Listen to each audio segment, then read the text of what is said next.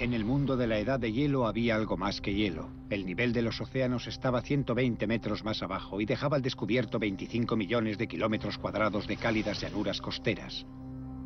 Me he dedicado a recorrer estas tierras perdidas y en la costa de la India he encontrado misteriosos monumentos en ciudades que los historiadores no creían que pudieran existir. En este programa viajaré hacia Oriente para explorar las estructuras sumergidas alrededor de Japón y averiguar quién podría haberlas habitado y construido antes de comenzar lo que llamamos civilización.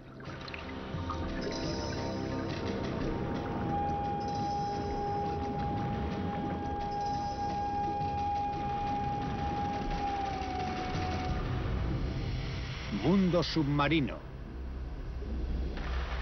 Las tierras perdidas de Japón.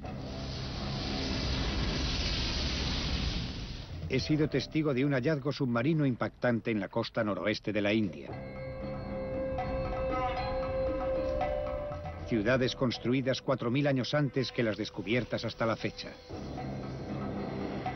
Los objetos recuperados datan el yacimiento hace 9000 años y podrían demostrar la existencia de una civilización desaparecida que yo llevo 10 años buscando. En Taiwán he buceado sobre un muro submarino artificial construido cuando esta parte del mundo estaba seca y unida a la China continental.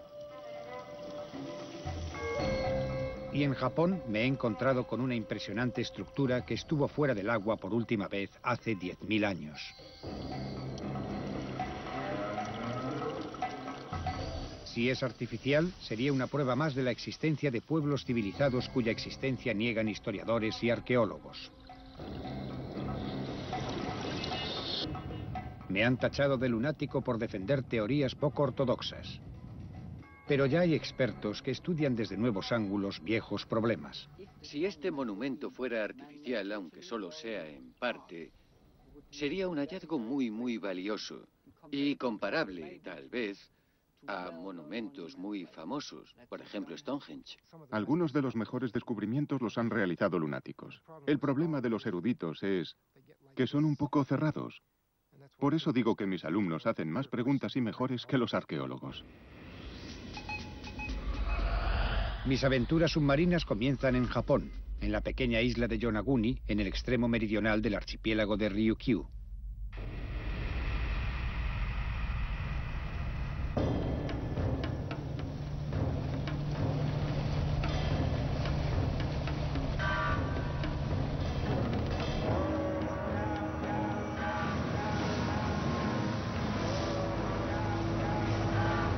Me propongo averiguar si las estructuras submarinas de Yonaguni son artificiales y quién las construyó. Sus autores podrían estar relacionados con las civilizaciones perdidas cuyo rastro he seguido en otras zonas del globo. Oí hablar por primera vez del misterio de Yonaguni en una visita que realicé a Japón en 1996. Acababa de publicar el libro donde exponía mi tesis de una civilización perdida. Y muchos japoneses durante mis conferencias me preguntaron si conocía las estructuras submarinas que se encuentran cerca de la isla de Yonaguni. Me enseñaron fotografías. Me quedé intrigado. Y decidí que tenía que aprender a bucear para verlas. Desde 1997 me he sumergido aquí unas 200 veces bajo todo tipo de condiciones. Y aunque me encanta bucear, no lo he hecho por placer. Quiero asegurarme de que se resuelve el misterio submarino.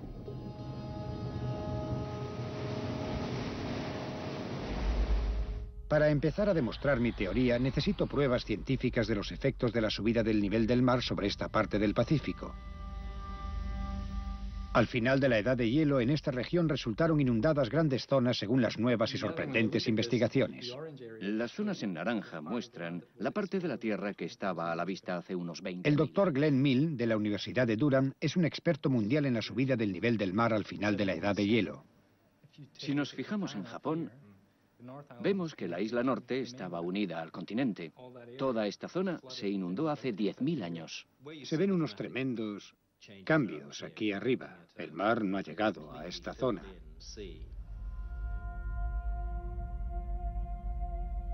Pero la pregunta que los estudios sobre la subida del nivel del mar no pueden responder es si aquí vivía alguien hace 10.000 años y de qué eran capaces.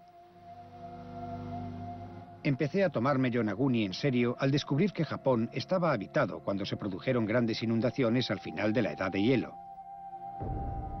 Los arqueólogos empiezan a tener evidencias de que había un pueblo con asombrosas habilidades técnicas y artísticas capaz de haber creado la estructura que actualmente se encuentra bajo el agua. Pero les han tachado de primitivos, de incapaces de crear algo así.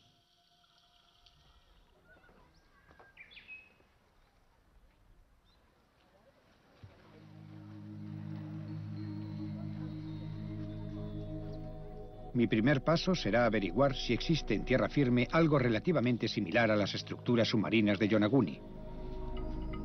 Resulta que hay bastante donde escoger. Estoy en el valle Asuka, en el centro de Japón, a donde he venido a ver este sepulcro megalítico llamado Ishibutai. Los yacimientos megalíticos, construidos con piedras grandes, se asocian normalmente con la Europa antigua, como los de Stonehenge en Inglaterra. Normalmente tienen miles de años.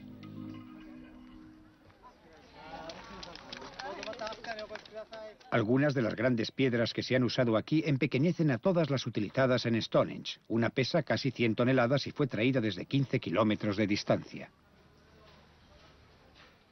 Esta maravillosa cámara megalítica de Ishibutai es un misterio en sí misma. Pero hay un misterio mayor que rodea todas las estructuras como esta que hay en el Japón. ¿Qué edad tienen? Normalmente los arqueólogos datan estas estructuras alrededor del siglo VII después de Cristo. Y puede ser cierto. Pero yo creo que hay algo más.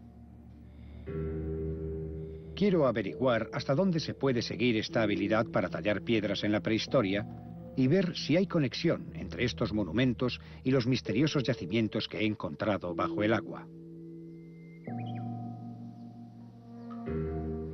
Es absolutamente único. Todo esto no tendría sentido si Yonaguni resulta no ser más que un extraño afloramiento rocoso natural. Por eso he invitado al geólogo alemán Wolf Witzmann a que bucee conmigo. Él escribió en la revista alemana Der Spiegel que la estructura de Yonaguni es 100% natural.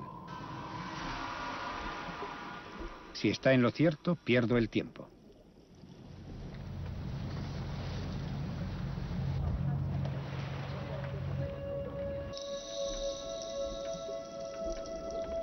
Según el plan, descendemos sobre lo que parece un sendero llano que discurre a lo largo de la base de la estructura principal a una profundidad de 26 metros.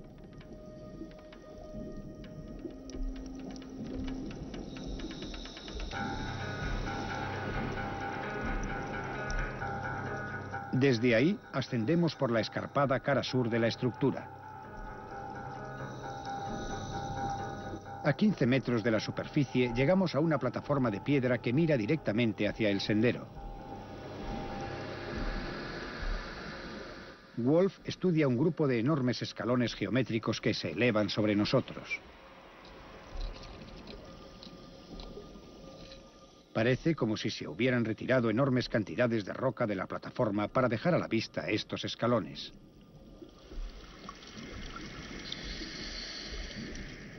Pasamos sobre otras terrazas hasta llegar a la plataforma superior que se encuentra a tan solo 4,5 metros de profundidad. Al final llegamos a la estructura que yo llamo el estanque.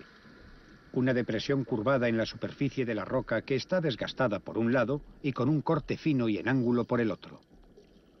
Creo que estos 3 agujeros eran artificiales y menos profundos, aunque después se anchearon e hicieron más profundos debido a la natural descomposición.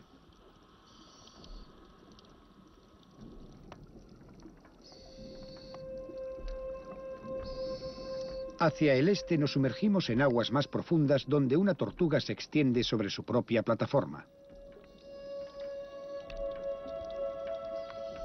A Wolf no le impresiona nada de esto. Teniendo en cuenta que habrá habido 4 o 5 formas diferentes de desgaste y erosión, encontraremos una explicación para cada rasgo, cada forma que podamos encontrar ahí abajo.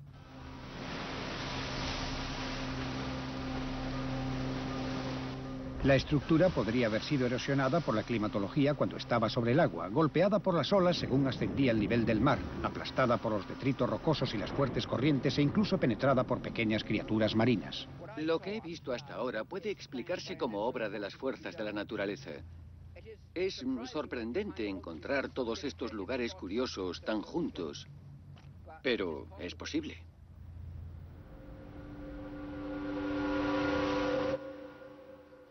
No sé suficiente sobre geología para discutir con Wolf, pero conozco a un hombre que sí. Es un geólogo marino de fama internacional, el profesor Masaki Kimura, de la Universidad Japonesa de Ryukyu. Yonaguni ha sido su proyecto de investigación especial desde 1995 y se juega su reputación a que es obra de la mano del hombre. Si esto fuese obra de la naturaleza, sería muy difícil de explicar esta calzada. Si este camino fuese obra de la acción de las olas, esto debería llegar hasta aquí. Pero aquí no hay roca. Sí, si esto hubiera sido causado por la acción de las olas, con la caída de los bloques que deben haber caído, deberían estar aquí y no están. No hay una masa de escombros, sino un sendero claro. Sí, pero ¿A qué se debería?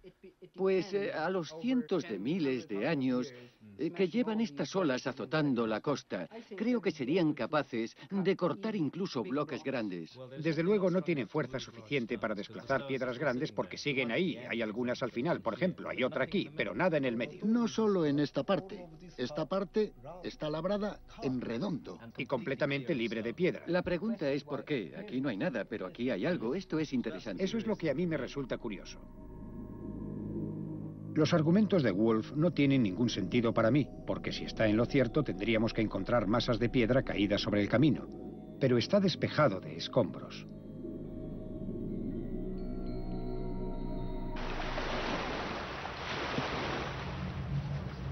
En nuestra siguiente inmersión, Wolf accede a echar otro vistazo al camino submarino.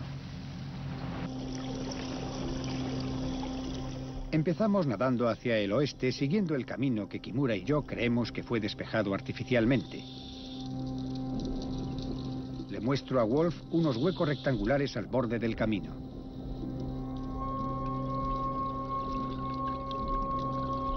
No veo cómo estos y otros rasgos similares que se encuentran a 1,5 kilómetros de aquí pueden ser obra de la naturaleza, como mantiene Wolf.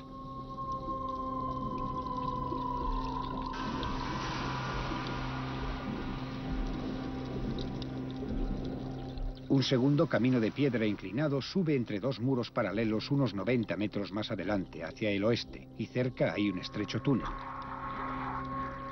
Vamos a pasar por aquí. El túnel está alineado con dos enormes megalitos clavados uno junto a otro en la esquina noroeste del monumento. Wolf, cuando salgas del túnel, verás dos megalitos. Recibido, estaré atento. He estado frente a estos enormes megalitos docenas de veces.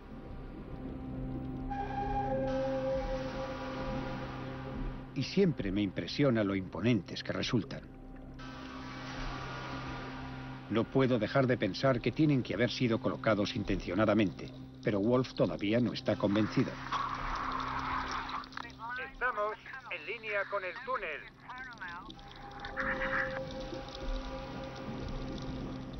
La parte más débil podría estar erosionada. Podría haber sido derribada por el viento, o por una tormenta, o quizás un terremoto.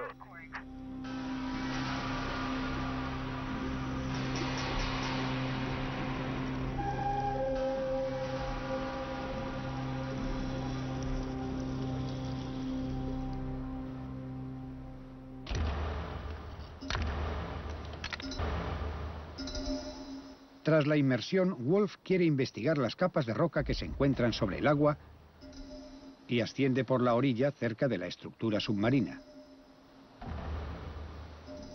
Podemos ver que es la misma arenisca que forma el monumento submarino. Intentamos encontrar un modelo que nos demuestre cómo se ha creado esta formación bajo el agua.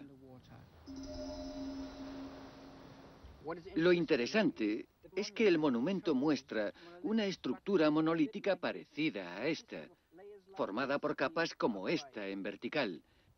Estos monolitos submarinos están colocados en una especie de cañón.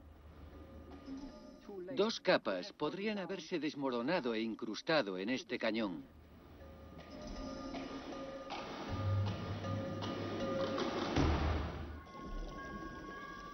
Si alguna parte de esta estructura se hubiera desprendido y desmoronado de forma natural, tendría que encontrarse en el fondo.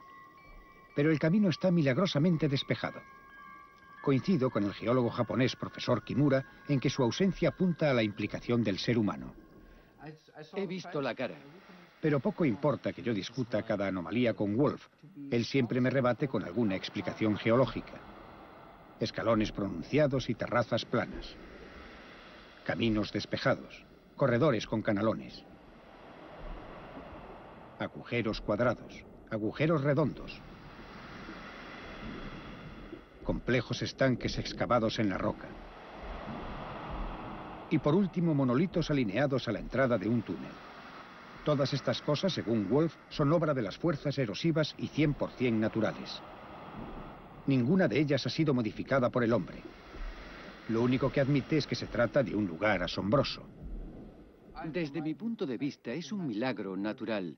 Todo aquel que intente aprender algo sobre las fuerzas naturales, geología, geomorfología, debería venir aquí y echar un vistazo. Se ve mejor que en muchos libros de texto. Tras días de inmersión y de intentar convencer a Wolf, incluso con un profesor de geología de mi parte, me he dado cuenta de que voy a tener que explorar otras pistas si quiero persuadir a los escépticos de que estas estructuras apuntan a un capítulo desaparecido en la prehistoria del ser humano. Tendré que seguir buscando en tierra señales de una cultura megalítica que podría remontarse al final de la Edad de Hielo.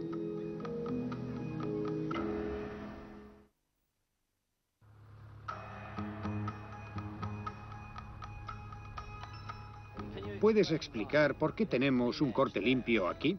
Los geólogos no se ponen de acuerdo en si los monumentos submarinos que se encuentran en las proximidades de Yonaguni son estructuras naturales o si han sido construidos por seres humanos. Pero a nadie se le ha ocurrido todavía preguntarse si Japón tiene tradición de esculpir monumentos enormes en la roca.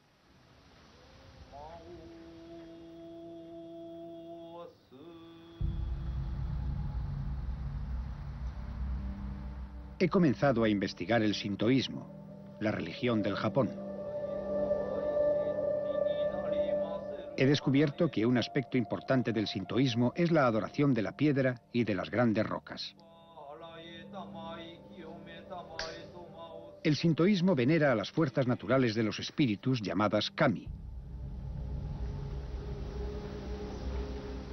El viento, el océano, los árboles, las rocas, las montañas. Se cree que todos están poseídos por kami. Este santuario sintoísta se encuentra bajo el monte Miwa, una montaña sagrada, y es por sí mismo un kami.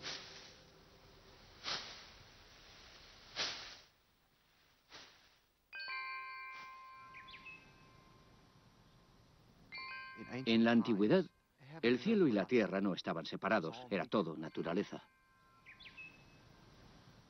Creo que debemos recordar qué significa kami. En japonés, exactamente. Kami se remonta a un personaje prechino, a una preera de la historia japonesa. Es un espíritu que puede adscribirse a cualquier cosa inusual.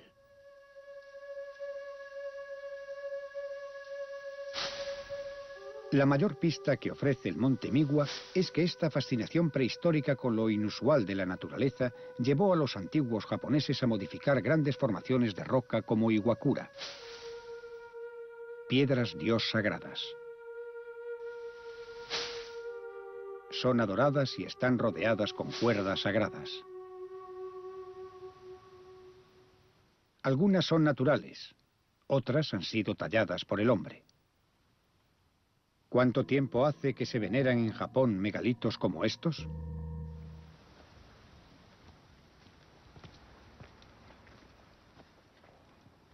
He encontrado otro paralelismo más sorprendente si cabe entre el monumento de Yonaguni y el santuario de roca.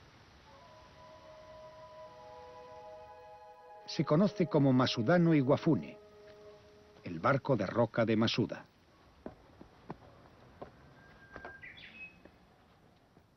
Al igual que el de muchos de los grandes megalitos del Japón, sus orígenes son totalmente oscuros y misteriosos.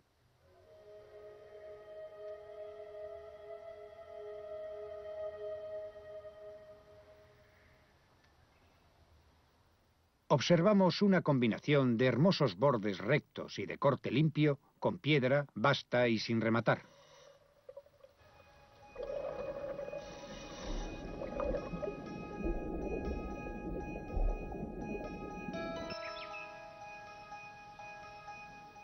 Aquí vemos una estructura que es, sin lugar a dudas, artificial. Y lo que esto me sugiere es que este tipo de combinación forma parte de la tradición megalítica japonesa desde que ésta existe.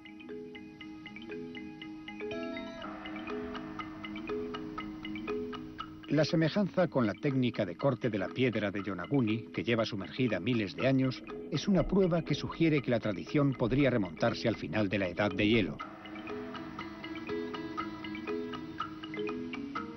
He encontrado megalitos a lo largo y ancho del valle de Asuka, agrupados en pocos kilómetros cuadrados, al igual que en Yonaguni.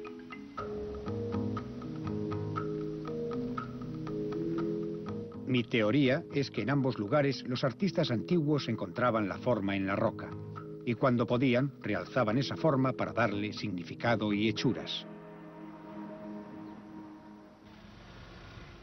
Eufórico con estos descubrimientos que refuerzan la teoría de que Yonaguni es artificial, voy a sumergirme de nuevo.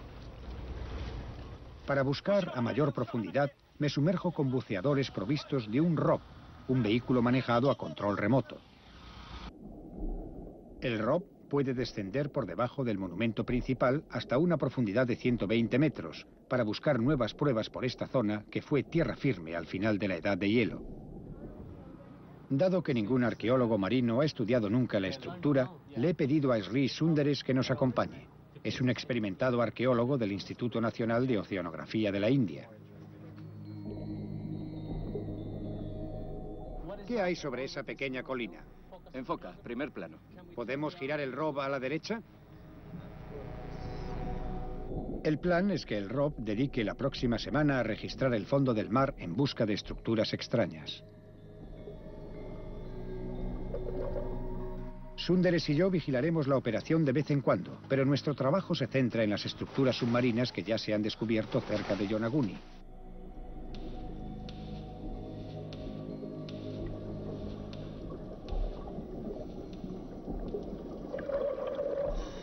Lo primero que haré será mostrarle a Sundaresh algunas de las polémicas formas que han suscitado el debate.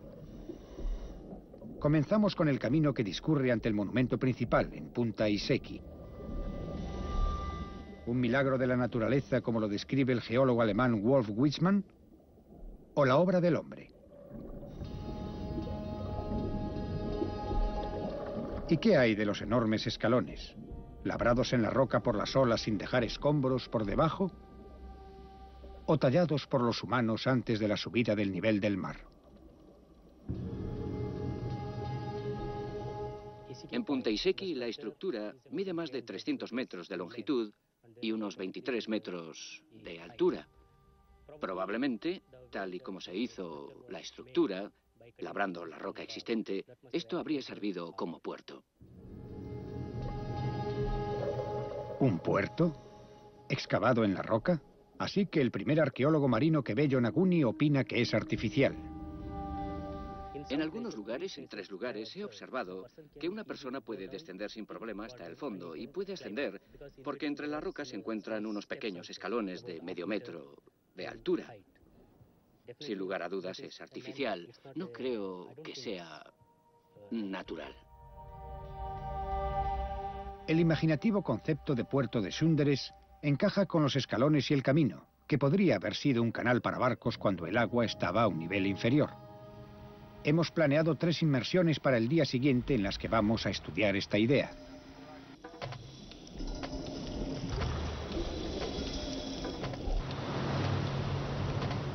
Cuando estamos a punto de efectuar la primera inmersión, recibimos un aviso de tifón. Parece ser que 3 tifones se dirigen directamente hacia Yonaguni. Buscamos refugio en el puerto moderno.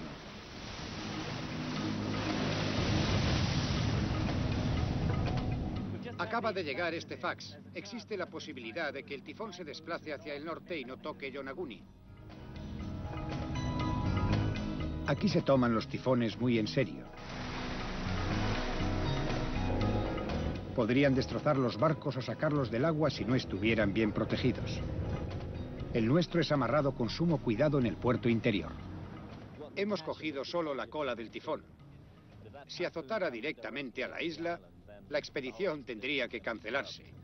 Habrá que rezar para que pase de largo y para que mañana haga buen tiempo.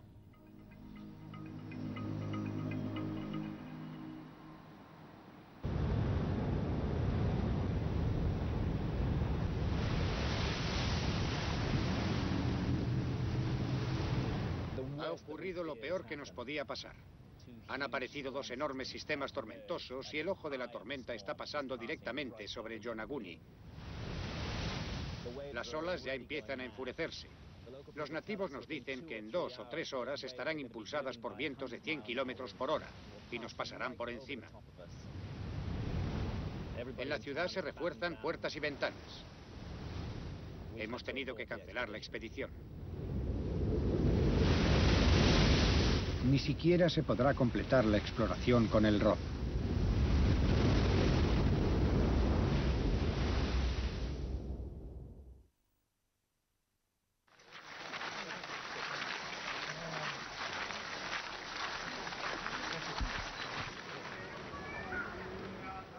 Para intentar demostrar mi teoría de que las estructuras submarinas japonesas son vestigios creados por el hombre de una civilización de la Edad de Hielo, enfoco mi investigación en una nueva dirección, el pueblo japonés y sus mitos.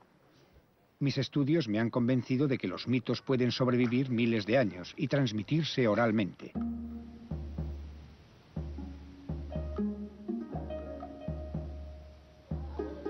Un mito principal del sintoísmo, que se venera en sus santuarios y se conmemora en días especiales, habla de la restauración de la luz tras la oscuridad.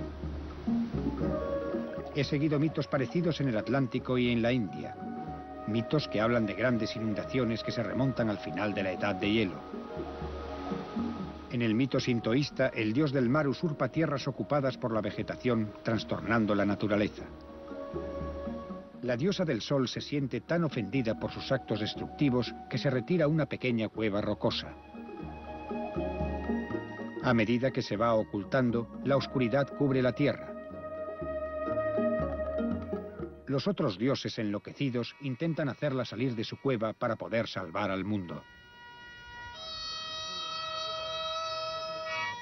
Crean un enorme alboroto con música y fiesta. Y cuando la curiosidad la hace salir, utilizan un espejo para deslumbrarla con su propio reflejo, mientras clausuran su cueva para siempre. El sol brilla en el cielo. El mundo recupera la luz.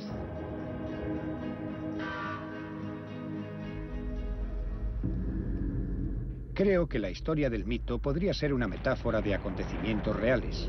La geología demuestra que mientras las costas se inundaban al final de la Edad de Hielo, el desplazamiento de cargas sobre la corteza terrestre generó reacciones volcánicas en cadena en Japón que cubrieron el cielo durante décadas y tal vez trajeron una especie de invierno nuclear. La imagen del mito, con el sol desapareciendo en el interior de una cueva rocosa, se recuerda en el Japón actual con las piedras sagradas o Iwakura, que ya hemos visto. Iwakura se relaciona con una pequeña cueva. Nuestros antepasados vivían en una cueva y también la diosa del sol, sí. La diosa, si ocurre algo, ella se oculta en la cueva. Y el mundo se oscurece. Sí. La cuerda o la serpentina sagrada son una especie de recordatorio de la clausura de la puerta para que la diosa sagrada no volviera a ocultarse. Pero ¿es posible que hubiera algún pueblo que experimentara los terrores del final de la Edad de Hielo y dejara constancia de ellos en un mito?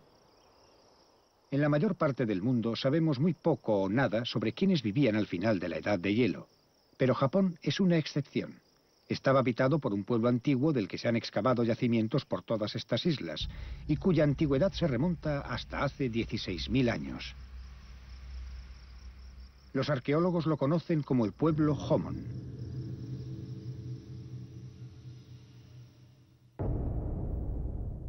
Todas las grandes culturas humanas tienen algo especial, algo que hacen mejor que el resto. Para los egipcios fueron las pirámides. Para los griegos su representación de la forma humana. Y para los Jomon de Japón fue la cerámica.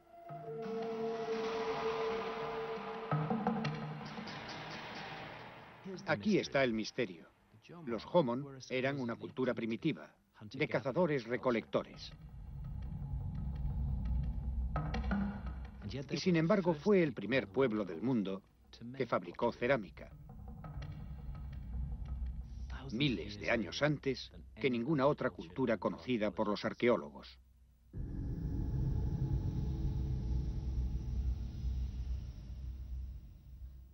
Sus representaciones humanas en cerámica, llamadas dogu, expresan una fantástica y maravillosa sensibilidad artística. Son extrañas y maravillosas representaciones de la forma humana, a veces mitad bestia, mitad hombre. Si tuviéramos que juzgar a los Jomon puramente en términos de estilo de vida económico, nos inclinaríamos a decir que eran un pueblo cazador-recolector bastante primitivo. Pero si nos fijamos en su arte, la historia cambia radicalmente.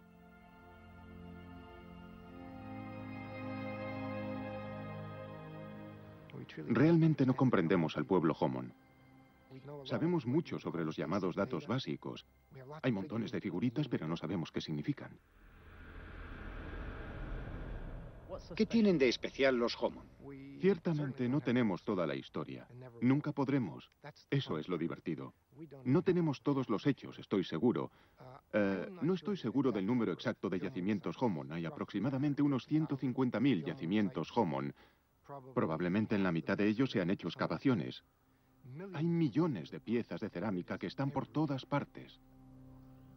Raramente se encuentran dos piezas que se parezcan mucho. Cada vez que excavas en un yacimiento Jomon encuentras algo que no se ha encontrado antes. Estoy en Sanai Muriyama, al norte de Japón. Lo que se ha encontrado aquí supera con creces a la cerámica. Se considera tan importante para la prehistoria japonesa que se ha acometido una reconstrucción completa.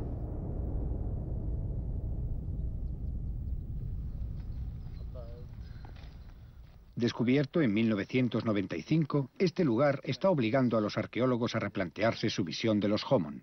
¿De qué manera influyó en lo que los arqueólogos piensan sobre el nivel de la cultura Jomon? Antes de que se descubriera Sanai Muriyama, la idea que se tenía sobre los Jomon era la de unos cazadores primitivos que vivían una vida muy básica. Pero tras el descubrimiento, la opinión cambió. Los arqueólogos se percataron de que el pueblo Jomon era mucho más complejo.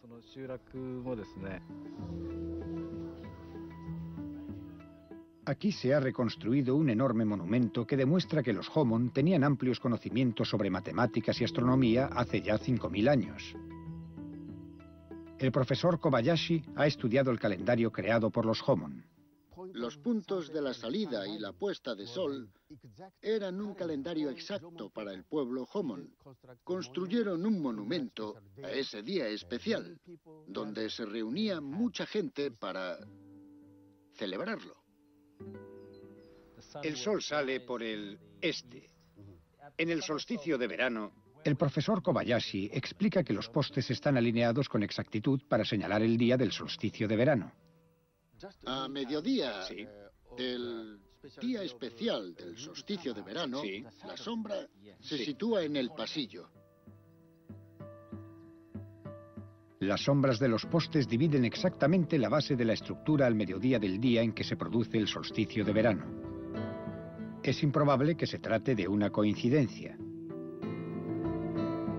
Y nos indica que los Homon, antes de construir esta, tenían ya una larga experiencia en la construcción de grandes estructuras orientadas con gran precisión.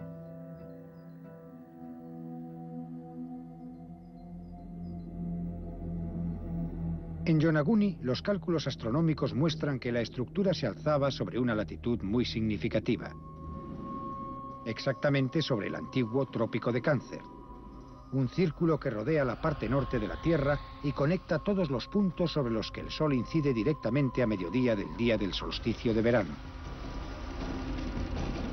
Este antiguo interés de los Homon por el Sol podría ofrecer un motivo racional para una obra tan enorme.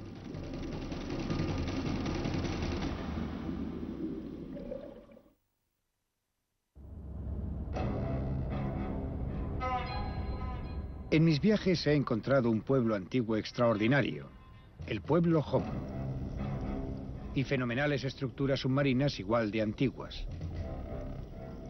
Pero lo que busco es un vínculo más tangible que conecte ambas cosas. Y creo que lo he encontrado. El profesor Kelly me ha hablado de un fenómeno poco conocido, los círculos de piedra.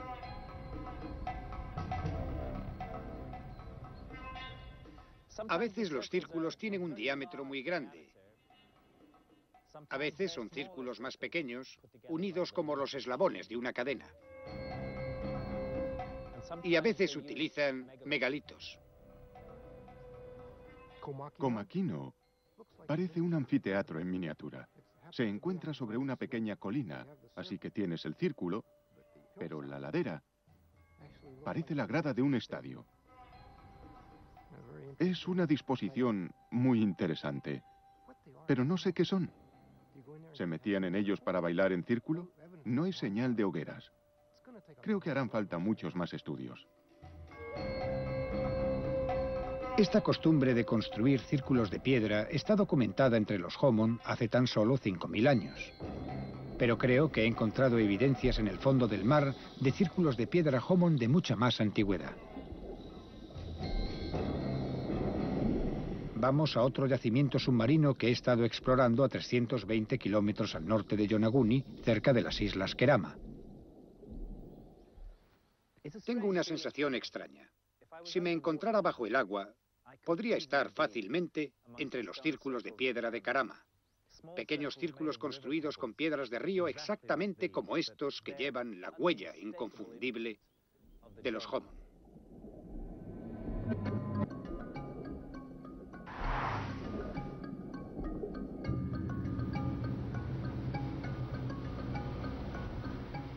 Hacia el norte los círculos de piedra son muy claros y dan lugar a un montón de especulaciones sobre si son sepulcros, relojes de sol, si están relacionados con los solsticios, los equinoccios.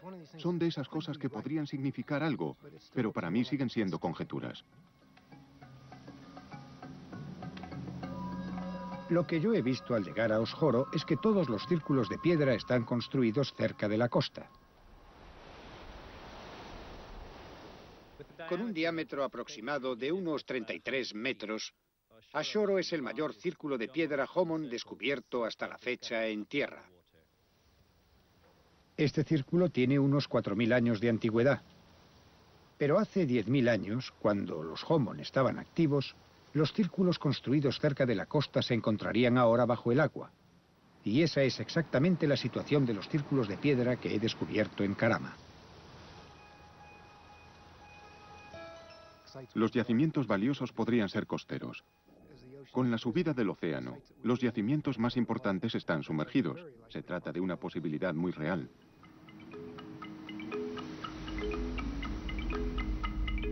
Los grandes círculos sumergidos se encuentran a unos 5 kilómetros de la isla más próxima del archipiélago de Kerama, pero hace 10.000 años se encontraban algunos kilómetros tierra adentro.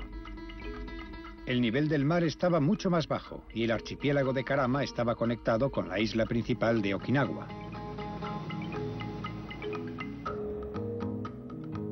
Si Kerama es un yacimiento Homon de 10.000 años de antigüedad, deberíamos considerar al pueblo Homon un pueblo civilizado, cuando en esa época no había ninguna civilización.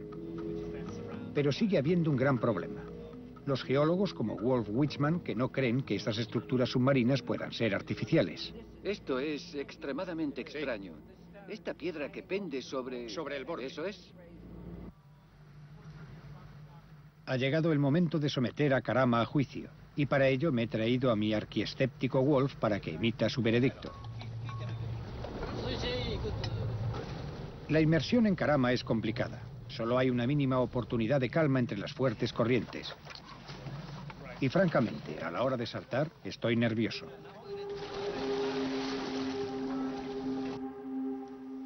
Pero no a causa de las corrientes. El mar está tranquilo. Mis nervios se deben a lo que pueda decir Wolf sobre este lugar, porque poco importa que existan pruebas que relacionen a los Homon con este círculo de piedra. Sé que nadie se las tomará en serio si un geólogo marino me dice que es una estructura totalmente natural.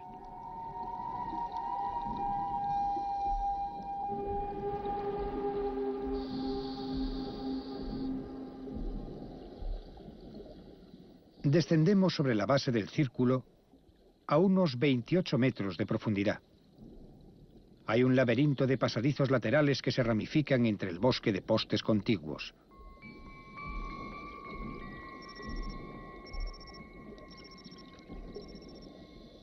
Al regresar a la columna central, sorprende cómo la base del primer anillo de postes que la rodea presenta curvas cóncavas que reproducen exactamente su perímetro convexo. Parecen muy suaves y planas cuando desaparecen entre los guijarros del camino que la rodea.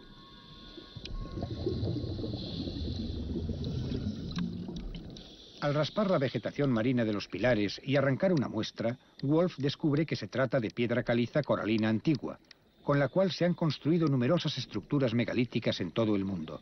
Me pregunto qué fuerza natural me dirá Wolf que ha tallado esto e igualado estas curvas paralelas. Está hecho totalmente con piedra caliza coralina en la que se ven las estructuras de los animales. Sí.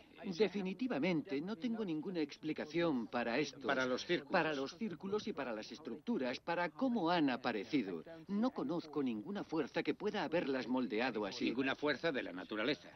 Sí, por supuesto. Sí. Eso quiero Así decir. que eso nos deja... Por el momento, por el una sola momento. opción. No lo sé, yo no iría tan lejos. Ni irías tan rápido. Ni tan rápido, tengamos calma. Hay que hacer muchas investigaciones primero. Claro, claro. Tendrás que averiguar. Tal vez he conseguido que Wolf tenga dudas sobre esto, pero coincido con él en que quedan muchas investigaciones por hacer en Karama. Queda el misterio del enorme círculo de rocas y de su relación con los pequeños círculos construidos con piedras de río. Y con este extraño santuario arcado que se encuentra unos centenares de metros hacia el noroeste. Porque si levantamos el velo del mar, descubrimos que todos ellos forman parte de lo que parece un gigantesco complejo de monumentos planificados. No resultado casual de las fuerzas naturales, sino obra de seres humanos. Tal vez hayamos encontrado el rastro de una civilización perdida de la edad de hielo, pero ¿continuarán otros con la búsqueda? Usted y su equipo llevan años investigando sin pausa en esta zona, pero no hay nadie trabajando en el mar. Bueno, porque los científicos japoneses no saben bucear. Ese es un problema. Hasta que los científicos exploren las amplias zonas de tierra engullidas por las inundaciones de la edad de hielo, las pruebas seguirán escaseando. Gracias a buceadores particulares sabemos de la existencia de un número cada vez mayor de ruinas submarinas diseminadas por el mundo. En Japón continúan encontrándose estructuras inundadas a caballo del trópico de Cáncer. Karama, Yonaguni. El último descubrimiento se encuentra entre Taiwán y China. Aquí, dos muros altísimos que discurren este-oeste y norte-sur se cruzan en ángulo recto bajo el agua. Que son artificiales lo confirman los bloques poligonales de mampostería visibles en las secciones que están deterioradas. Y los estudios geológicos confirman que esta zona estaba sobre el nivel del mar hasta el final de la edad de hielo. Yo lo veo como un mundo submarino más entre los muchos que yacen inexplorados en todos los océanos del mundo.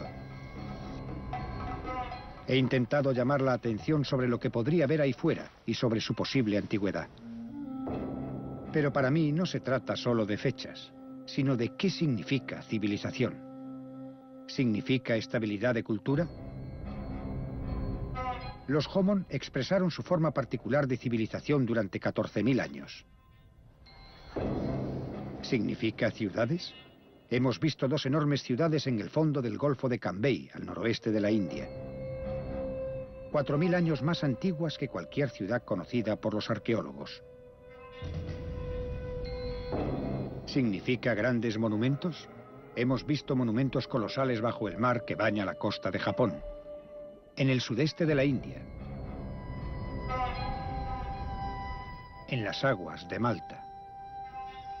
Esos monumentos insinúan sociedades humanas altamente organizadas que florecieron a lo largo de la costa en el mundo del final de la Edad de Hielo. Creo que cada vez hay más pruebas de que hemos subestimado terriblemente a nuestros antepasados. Creo que podríamos haber dado el salto hacia la civilización al menos una vez antes de la actual y posteriormente haber sufrido terribles calamidades naturales, tal y como atestiguan los mitos de inundaciones de la antigüedad. Y creo que es muy posible, como apunta Platón, que tras el cataclismo hubiéramos tenido que volver a empezar como niños, sin recuerdo alguno de lo que hubo antes. En esta serie he intentado mostrarles cómo muchas de las pistas que podrían ayudarnos a recordar están perdidas bajo el agua, como predecían los mitos. Y que lo que nos aguarda frente a nuestra puerta, donde termina la tierra y comienza el mar, es un vasto mundo submarino inexplorado que hemos ignorado demasiado tiempo.